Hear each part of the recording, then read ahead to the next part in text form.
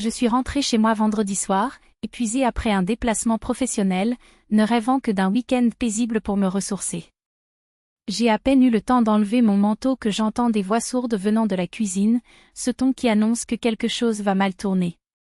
Ma mère m'a accueillie avec un sourire forcé, donc faire semblant, ça faisait mal. En entrant, j'ai trouvé mon père, ma mère et mon jeune frère Pétia, assis à table avec une tasse de thé, remuant le sucre avec une intensité qui trahissait leur culpabilité. Il n'a même pas eu le courage de me regarder dans les yeux. Nous avons résolu un petit problème ici, annonça ma mère, comme si elle parlait de la météo. Pétia est dans une situation difficile. La voiture est en panne et il a besoin de la réparer de toute urgence. Vous comprenez, n'est-ce pas? Sans voiture, il est paralysé.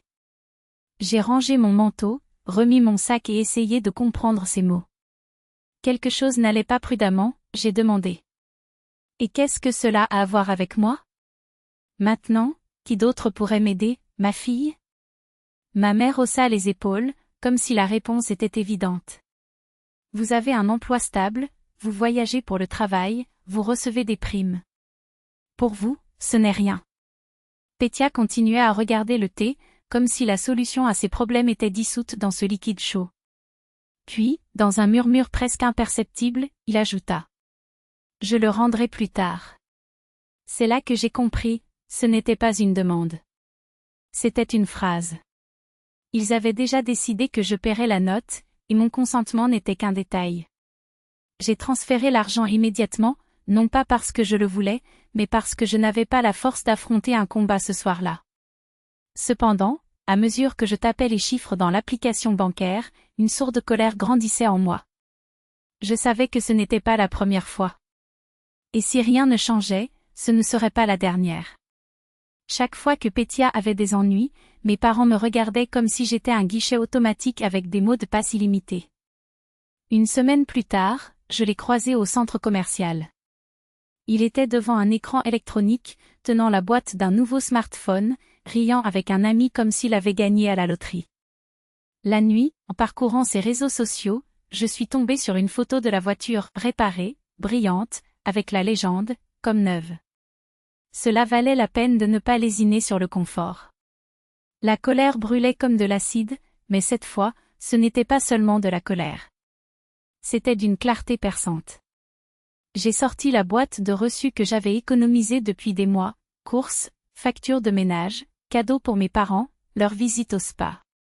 En plus de cela, nous devions réparer la voiture et le téléphone portable de Pétia.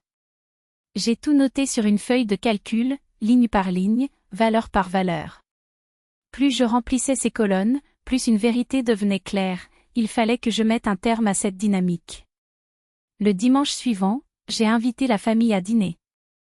Ma voix au téléphone était douce, presque affectueuse, ils ne s'en doutaient même pas. J'ai préparé la table comme s'il s'agissait d'une fête, plats chauds, salade, dessert, vin. Tout est impeccable. Même le dossier contenant les documents posés sur la chaise à côté de moi semblait inoffensif. J'ai attendu qu'ils se servent, qu'ils se détendent avec la première gorgée de vin. Ce n'est qu'à ce moment-là que j'ai posé le dossier sur la table et que je l'ai ouvert, révélant la feuille de calcul imprimée avec une précision chirurgicale.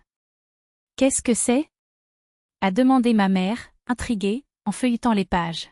« Ceci, répondis-je en passant mon doigt sur les lignes, est un enregistrement de tout ce que j'ai payé pour toi au cours des 6 derniers mois. Ici, 5 000 $ par semaine rien qu'en courses. Ici, les factures de la maison, tous les mois. Ici, 27 000 $ de votre voyage au spa. Réparation automobile de Pétia, 48 000. Nouveau téléphone portable, 60 000. Pétia leva la tête, les sourcils froncés. Et qu'est-ce que le téléphone portable a à voir là-dedans? Cela a tout à voir avec ça, répondis-je fermement. Il a été acheté la même semaine où j'ai transféré l'argent pour la réparation. Mon père croisa les bras, mal à l'aise. Vous n'avez jamais dit que vous vouliez que nous le rendions, commença-t-il.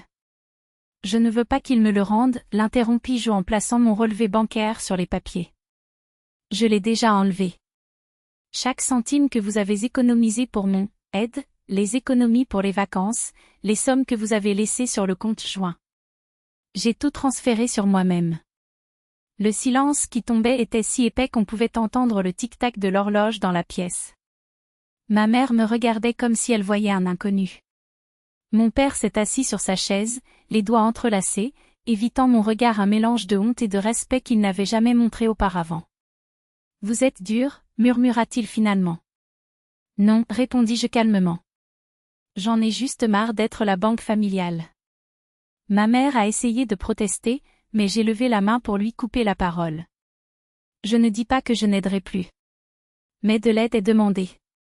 Merci. Ce n'est pas une obligation. C'est ma frontière.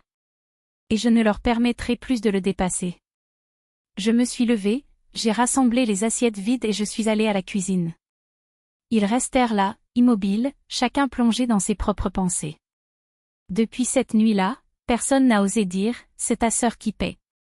2 mois plus tard, Pétia a trouvé un deuxième emploi. Pour la première fois depuis des années, j'avais l'impression que mon argent m'appartenait vraiment. Et plus encore, j'ai réalisé que ma voix dans cette famille avait enfin du poids. Non pas à cause d'une imposition, mais parce que, pour la première fois, ils ont été forcés de me voir.